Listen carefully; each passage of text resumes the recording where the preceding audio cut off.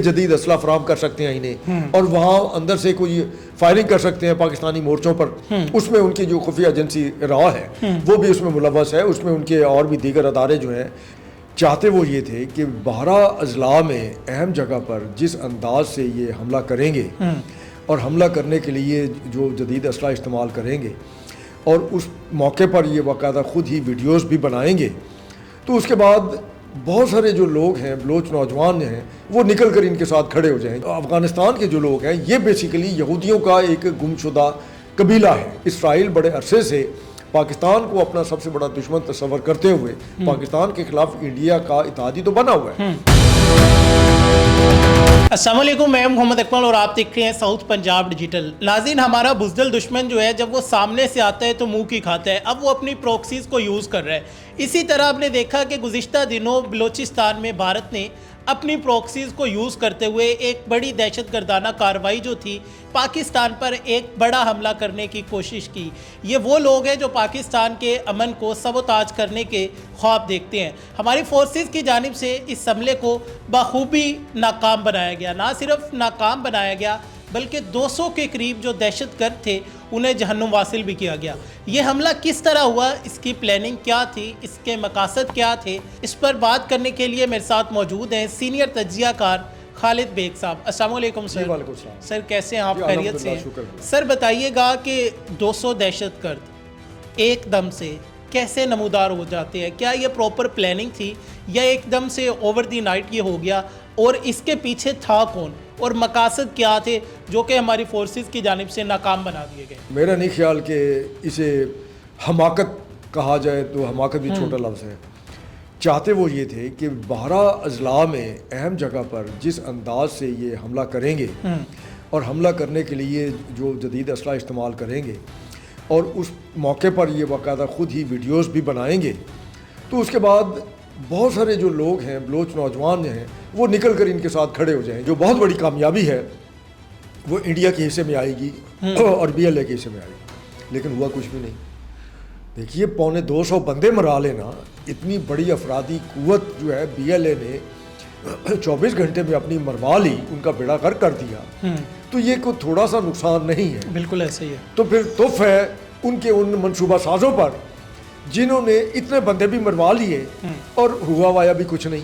बहरहाल इसमें हमारी फ़ौज जो है, हमारे सिक्योरिटी फोर्सेस जो हैं, हमारी वहाँ की पुलिस जो है, उनकी कुर्बानियाँ भी शामिल है। अच्छा सर, इसमें हमने देखा है कि अब हमें कुछ ख़वातीन जो है वो नज़र आई, उसके बाद वो सोशल मीडिया पर आई, उन्होंने इनसे लातल्लुकी का इजहार किया। ये जो ख़वातीन इस तरफ जा रही है, क्या ये अपनी ख्वाहिश से जा रही है या फिर ये ब्लैकमेल हो रही है? देखिए जी, अभी अपना पहले भी इस तरह की वाक़यात हो चुके हैं कि बाकायदा उनको नशे की हालत में यूनिवर्सिटी में ही उनकी उड़िया फिल्में बनाई जाती हैं। उड़िया फिल्में बनाकर फिर उनको ब्लैकमेल किया जाता है और उनको कहा जाता है कि अगर वो बलोच लिबरेशन आर्मी जो कालादम दहशतगर्द तंजीम है उसकी कॉज के लिए काम नहीं करती तो फिर ये वीडियोस वायरल कर दी जाएंगी।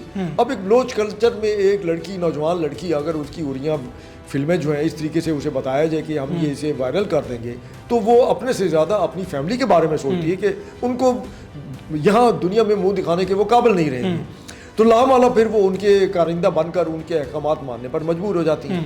और ये कोई पहला वाक़या नहीं है। दूसरी चीज़ इसमें हम देखते हैं कि अब इसराइल और मोसाद जो है वो भी हमें BLA के साथ, TTP के साथ, TTA के साथ मिलते हुए नज़र आते हैं कि उनकी दिलचस्पी भी जो है वो इसमें बहुत ज़्यादा बढ़ गई है।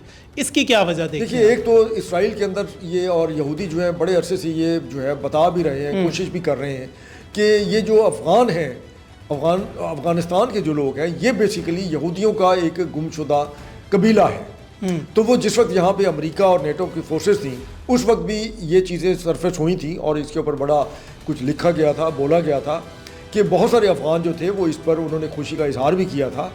और अगर आपको याद हो कि ये 4-5 साल पहले मंजूर पश्तीन और उनके ही कुछ जो हवारी थे उन्होंने बाकायदा एक जलसे के दौरान जो है इसराइल का झंडा भी लहराया था और कहा था कि इसराइल जो है वो हमारा हकीकी वतन है और हम इसराइल ही से ताल्लुक़ रखते हैं। और इस पर पाकिस्तान में बड़ा अच्छा खासा एक तनाज़ा भी खड़ा हुआ था, अखबारात में इस पर मज़ामीन भी लिखे गए थे। तो उसमें वो इसराइल बड़े अरसे से पाकिस्तान को अपना सबसे बड़ा दुश्मन तस्वर करते हुए पाकिस्तान के खिलाफ इंडिया का इत्तेहादी तो बना हुआ है اس کے یہ اتحاد جو ہے وہ مقبوضہ کشمیر میں جو وہاں کشمیر میں مظالم توڑے جا رہے ہیں اس میں بھی دیکھنے کو ملتا ہے. وہاں باقاعدہ وہ جو ہے ان کی مشاورت اور معاونت بھی کرتے پائے گئے ہیں.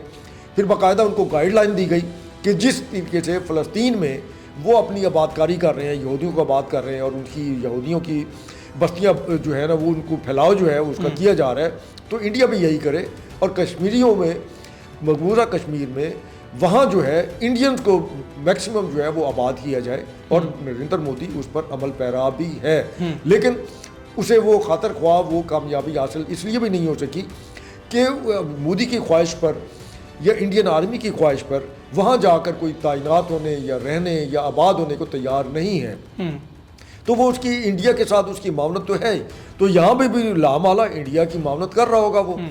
پھر آپ یہ دیکھیے کہ ایران کے اندر جو ہے وہ بھی چیزیں بہت ساری سامنے آئیں کہ وہاں پر افغان اور انڈین جو تھے وہ موساد کے لیے کام کر رہے تھے, اور انہوں نے ہی پہلے بہت ساری جاسوسیاں کر کے ایران کے کچھ ایٹمی جو سائنسدان تھے ان کو بھی شہید کرایا, اور ان کے بہت سارے جرنیل اور اہم جو لوگ تھے ان کی شہادتیں بھی ہوئی, اور جس میں انڈین جو ہے وہ ملوث پائے گئے اور افغان بھی جو ہے وہ ملوث پائے گئے. تو ان کا نیٹ ورک تو آپس میں موجود ہے. تو سر اس حملے کا اگر ہم ماسٹر مائنڈ کہیں, جو ناکام حملہ بلوچستان میں پلان کیا جاتا ہے, تو اس کا جو ماسٹر مائنڈ ہے وہ ہم انڈیا کو کہیں گے, اسرائیل کو کہیں گے؟ نہیں, دیکھیے اس کا تو ماسٹر مائنڈ جو ہے یہ ان کو تو استعمال کر رہا ہے انڈیا.